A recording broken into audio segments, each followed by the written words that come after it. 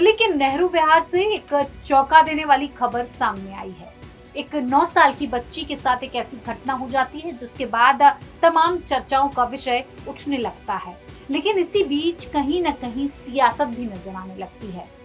जिस बच्ची के साथ इस तरह की घटना हुई उसके परिवार में आतिशी पहुंच जाती है। बहुत अच्छी बात है कि आपने ध्यान रखा और अब वहां पहुंची। आपने परिवार का जिस तरह से मनोबल बढ़ाना चाहिए था वो बढ़ाया। जो सौरभ भारद्वाज हैं वो भी उनके घर पहुंच गए। ये भी बहुत अच्छी बात है, आपको जाना चाहिए था। लेकिन शालू ये समझ नहीं आया कि जब सुप्रीम कोर्ट साफ तौर पर ये कह चुका है कि ऐसे किसी भी व्यक्ति की ना तो तस्वीर दिखाई जाएगी, ना उसकी पहचान उजागर की जाएगी, ना उसके घर द्वार से लेकर कोई भी ऐसी चीज बताई जाएगी जो जनता के सामने उजागर हो। जो 9 साल की बच्ची के साथ घटना हुई है उसके बाद उसका पूरा घर परिवार दिखाना, उसकी पहचान उजागर करना कितना सही लग रहा है। और मैं जेनरिक बात कर रही हूँ, मैं आतिशी और सौरभ को लेकर नहीं, किसी के भी साथ अगर इस तरह की घटना होती है तो क्या आपको सुप्रीम कोर्ट के फैसले को ताक पर उठाकर रख देना चाहिए? देखिए, सबसे पहली बात तो नाम भी नहीं सामने नहीं आना चाहिए, क्योंकि एक वो बच्ची है, ऊपर से नाबालिग है। उसको तो भी समझ भी नहीं हुआ होगा कि क्या है, और सूटकेस में उसकी लाश मिली है। आप समझ सकते हैं कितना जघन्य अपराध है ये, कितनी जो है कैसी मानसिक प्रवृत्ति रही होगी और उस परिवार पे क्या बीतता होगा। बिल्कुल।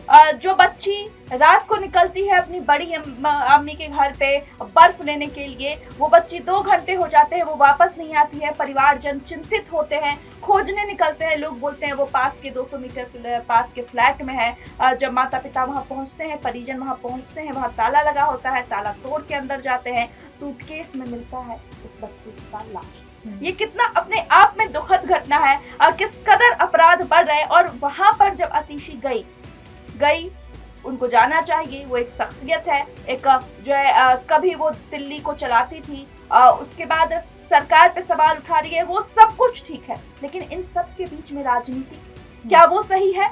वो जिस तरीके से तस्वीरें पोस्ट कर रही है, क्या वो सही है?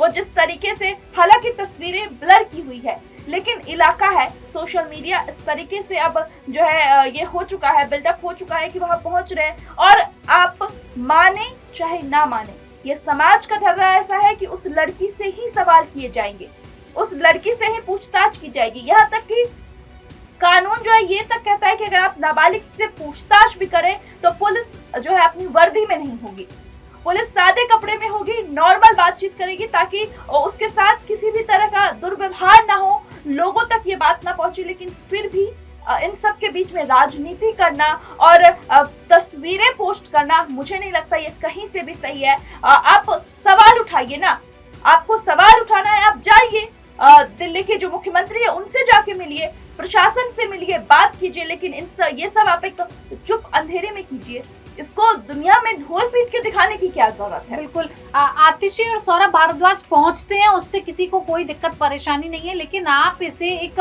सोशल मीडिया के जरिए अपनी सियासत का हथियार बनाने की कोशिश करते हैं। सारी फोटोज को आप पोस्ट कर देते हैं। जिस तरह से जो अपराध हुआ है उस पर सवाल उठाने के लिए तो देखिए शालू, कोई भी मना नहीं करता कि आप सवाल मत पूछिए या फिर सरकार से किसी तरह का सवाल मत करिए। अब आतिशी लिख रही है ना, पत्र लिखा है ना रेखा गुप्ता को, उन्होंने सवाल किया है ना, तो फिर इस तरह की चीजें करके वो क्या दर्शाना चाहती हैं या क्या दिखाना चाहती हैं कि क्या उनको उस परिवार के साथ ज्यादा लगाव है, ज्यादा उनके साथ वो संवेदनशील हैं और सरकार उनके साथ उतना अच्छे से व्यवहार नहीं कर रही है? क्या दिखाने की कोशिश क्या की गई है आतिशी की तरफ से? बिल्कुल। देखिए, और आप 100 लोगों को पहुंच जाती है लेके, आप जाइए, समझ में आती है चीजें, आप अपने साथ 100 लोग और लेकर जा रही हैं। देखिए, यहाँ पर मामला नाबालिग बच्ची का है यहाँ, और ये बहुत ही कुख्यात अपराध के विरोध है। आप ठीक है, आप पुलिस से सवाल पूछ रहे हैं कि अभी तक आपके हाथ क्यों खाली है, इतना बड़ा दुर्घटना हो गया, मोहल्ले में बच्ची के घर 200 मीटर की दूरी पर है, वहां पर ऐसा मोहल्ला हो गया, पुलिस फिर भी नहीं खोज पा रही अपराधी को। तो ठीक है, आप सवाल कर रहे हैं, ठीक है, पुलिस अपना काम कर रही है, ठीक है। आपको बता दें कि जैसे ही ये सब कुछ हुआ कि पुलिस का कहना है कि जल्दी आरोपी को गिरफ्तार कर लिया जाएगा और उसके तलाश के लिए 6 टीमें बना दी गई हैं और गिरफ्तारी के लिए देर रात हापुड़, पिलखुआ और नॉर्थ ईस्ट दिल्ली में छापेमारी की जा रही है।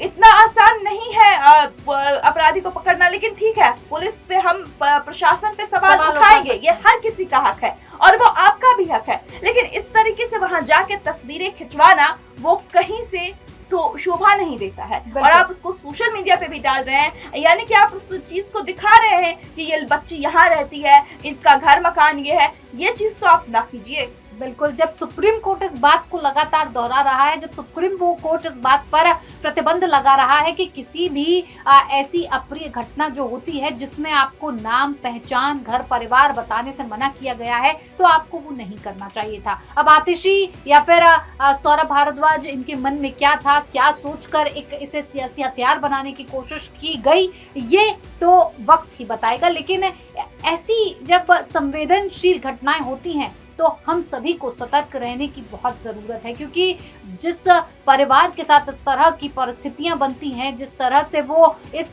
परिस्थितियों से गुजरता है, सिर्फ और सिर्फ वही परिवार समझ सकता है कि उसका हाल कितना बेहाल है। आपको भी ये समझने की बहुत जरूरत है। तो आप बने रहिए हमारे साथ, और तमाम तरह की खबरें हम आप तक पहुंचाते रहेंगे। देखते रहिए हमारा प्लेटफॉर्म।